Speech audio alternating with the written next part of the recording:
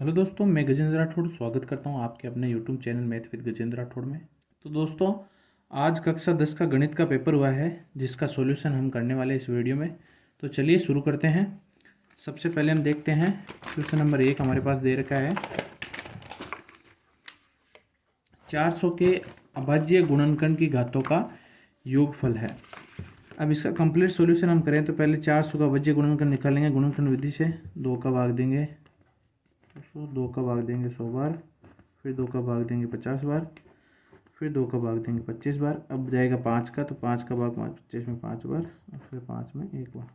तो यहाँ 2 की पावर कितनी होगी? 4 होगी। तो हम लिख सकते हैं 2 की पावर 4 इंटू 5 की पावर 2 है तो 5 की पावर 2। ठीक है। अब इनकी घातों का योग हमें देखना है तो 4 और 2 6, तो 6 हमारा आंसर हो जाएगा, जो कि ऑप्शन नंबर स राइट है। ठीक है। नेक्स्ट सवाल है हमारे पास कि यदि बहुपद 2x² प्लस x प्लस के का एक शून्यक 3 है तो के का मान होगा। तो शून्यक हमारे पास 3 दे रखा है तो हम x की जगह 3 लिख देंगे इस समीकरण में। तो हमारे पास समीकरण है 2x² प्लस x प्लस के बराबर में हम 0 रखेंगे और x का मान हम 3 रख देंगे। x बराबर 3 रखने पर x का मान 3 रखें तो 2x² यानी 3 का स्क्वायर प्लस x की जगह 3 प्लस के बराबर 0 हो जाएगा। ठीक है। आगे से सॉल्व करेंगे तो 2 इंटू 3 का स्क्वायर 9 प्लस 3 प्लस के बराबर 0, 9 दूनी 18 प्लस 3 प्लस के बराबर 0, 18 प्लस 3 21 प्लस के बराबर 0 और के का मान ये प्लस के 21 उधर जाएंगे तो -21, जो कि ऑप्शन नंबर सी में हमें दे रखा है। फिर नेक्स्ट सवाल है एक 2 अंकों की संख्या में इकाई का अंक x व दहाई का अंक y है तो वह संख्या है। तो कोई भी संख्या हम लिखते हैं तो इकाई का अंक पहले लिखते हैं, इकाई का अंक प्लस में 10 गुणा दहाई का अंक लिखते हैं। ठीक है। किसी संख्या को हम कैसे लिखते हैं? पहले इकाई का अंक फिर 10 गुणा दहाई का अंक लिखते हैं। ठीक है। तो 10 गुणा दहाई का अंक हमारे पास दे रखा है y, तो y लिख देंगे, प्लस इकाई का अंक हमारे पास x है तो x लिख देंगे। ये कौन से ऑप्शन में है? ब ऑप्शन में है, तो 10y प्लस x, तो ब ऑप्शन इसका सही है। तीसरा सवाल हमारे पास है, चौथा सवाल है कि त्रिभुज ए बी सी समरूप त्रिभुज डी ई एफ तो हो एवं ए बी बराबर 10 सेमी डी ई बराबर 8 सेमी हो तो बी सी अनुपात ई एफ ज्ञात करना। ठीक है। तो हमारे पास दो त्रिभुज दे रखे हैं, त्रिभुज ए बी सी और त्रिभुज डी ई एफ। ठीक है। ए बी बराबर हमें 10 दे रखा है और डी ई हमें 8 दे रखा है। ठीक है। और बी सी अनुपात ई एफ हमें ज्ञात करना है। यदि दो त्रिभुज समरूप होते हैं तो हम क्या लिख सकते हैं कि ए बी बट्टा डी ई बराबर बी सी बट्टा ई एफ, बी सी बट्टा इनके संगत भुजाओं का अनुपात भी बराबर होता है। ठीक है। तो ए बी का मान 10 दे रखा है, डी का मान 8 बराबर बी सी अनुपात ई एफ। इसको 2 से काटेंगे तो 5/4, तो 5/4 इसका आंसर हो जाएगा, जो कि ऑप्शन नंबर द में है। ठीक है। नेक्स्ट सवाल हम देखते हैं।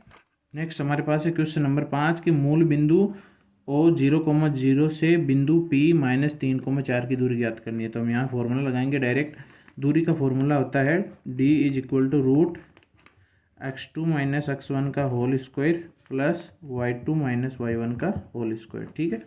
अब यहाँ x2 की वैल्यू -3 है तो -3 माइनस x1 की वैल्यू 0 है का होल स्क्वायर प्लस y2 की वैल्यू 4 है माइनस y1 की वैल्यू 0 है का होल स्क्वायर ऊपर रूट -3 का स्क्वायर 9 प्लस 4 का स्क्वायर 16, 9 प्लस 16 हो जाएगा √25 और √25 की वैल्यू होती है 5, जो हमारे ए ऑप्शन में दे रखा है। तो ए ऑप्शन इसका सही आंसर है। फिर नेक्स्ट सवाल है हमारे पास question number 6 cosec square 45 degree minus cot square 45 degree. ठीक है। तो यहाँ से हम वैल्यू लिखेंगे तो कोसेक 45 की वैल्यू होती है √2, तो √2 का स्क्वायर माइनस कोट 45 की वैल्यू होती है 1, तो 1 का स्क्वायर। ठीक है। √2 का स्क्वायर 2 माइनस 1 का स्क्वायर 1, 2 में से 1 घटाएंगे तो 1 हमारा आंसर आ जाए, जो कि ऑप्शन नंबर बी में है। ठीक है। नेक्स्ट सवाल है हमारे पास कि एक ऊर्ध्वाधर खंबे की परछाई खंबे की ऊंचाई के बराबर है तो सूर्य का उन्नयन कोण क्या होगा। अब हम देखते हैं यहाँ कि एक खंबा है, इसकी जो परछाई है छाया और ऊंचाई, इन दोनों की लंबाई बराबर है तो हम इसको अक्स मान लेंगे, तो इसको ये भी अक्स हो जाएगा हमारे पास। और इसकी हमें तो सूर्य का उन्नयन कोण ज्ञात करेंगे, तो सूर्य अगर यहाँ है और ये खंभा है तो इसकी परछाई ये हो गई और दोनों की लंबाई बराबर हो गई, हमने एक्स मान ली। उन्नयन कोण यानी कि ये कोण हमें ज्ञात करना है। तो ये दोनों भुजा किस में आती है, टेन थीटा में आती है। तो टेन थीटा इजकल टू लंब बट्टा आधार होता है। इस कोण के लिए लंब हो जाएगा एक्स और आधार भी एक्स है, ठीक है। तो एक्स और एक्स कट के हो जाएगा एक, तो टेन थीटा बराबर हमारे पास आ गया एक।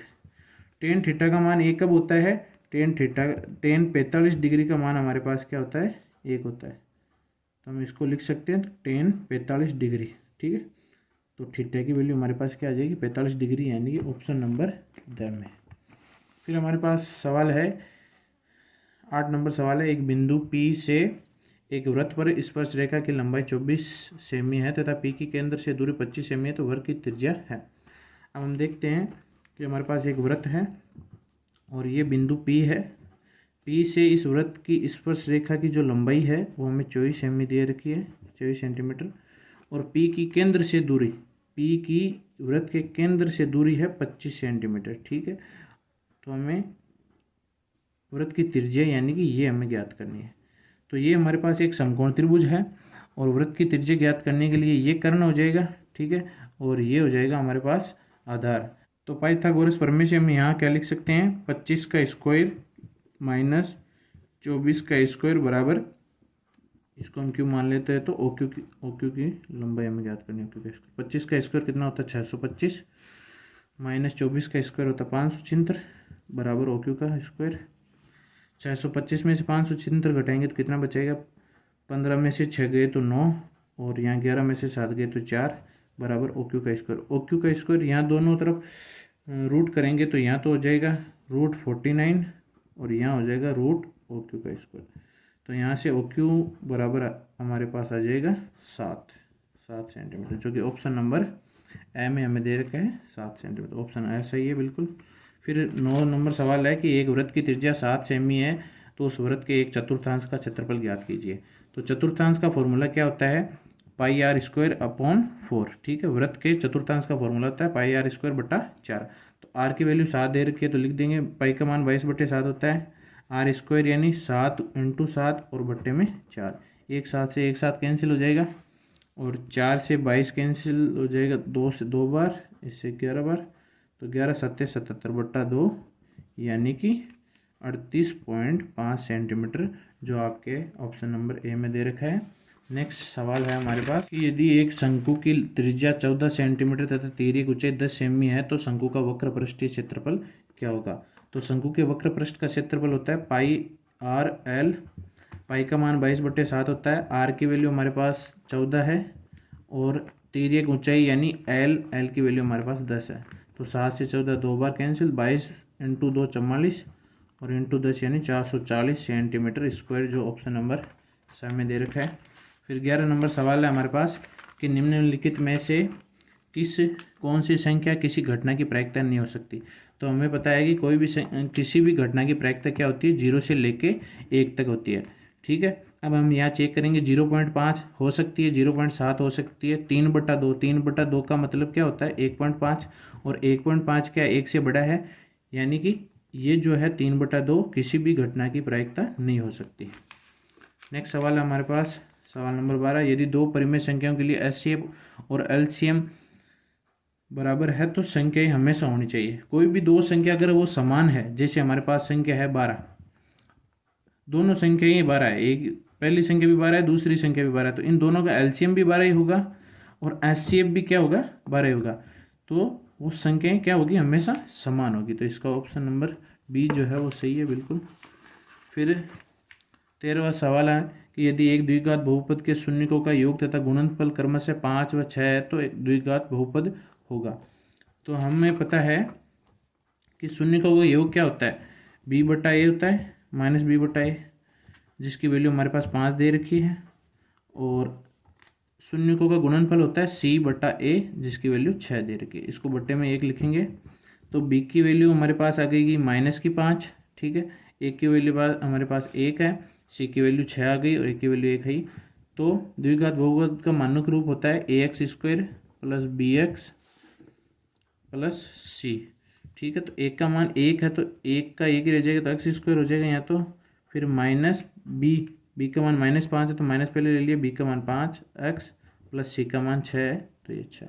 ये जो किस ऑप्शन में चेक करेंगे तो ये 2 ऑप्शन में है हमारे पास, तो 2 ऑप्शन इसका सही आंसर है। नेक्स्ट सवाल देखते हैं।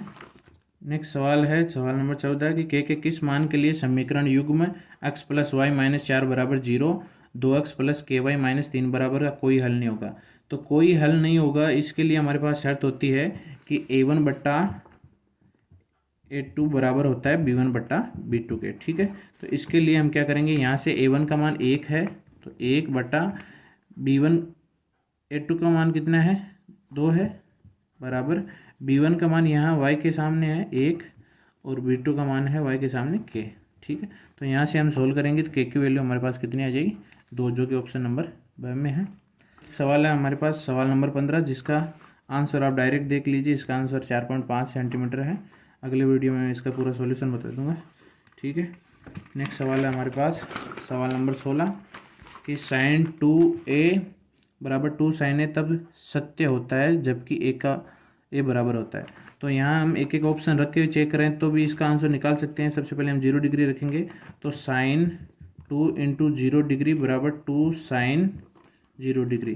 तो 2 × 0 का मान क्या हो जाएगा 0, और sin 0 की वैल्यू 0 होती है, बराबर 2 sin 0, यहाँ भी 0 की वैल्यू 0 होगी तो 2 × 0 भी क्या हो जाएगा 0, जो कि 0 बराबर 0 आ गया, यानी कि sin 0 का मान जो है 0 डिग्री पर sin 2a बराबर होता है 2 sin a के। ठीक है, नेक्स्ट सवाल है हमारे पास सवाल नंबर 17, यदि cos a बराबर 12/13 है तो sin a का मान हमें ज्ञात करना है। ठीक है, तो हमारे पास एक त्रिकोणमितीय सरल समीकरण है कि sin² a plus cos² a बराबर 1 होता है।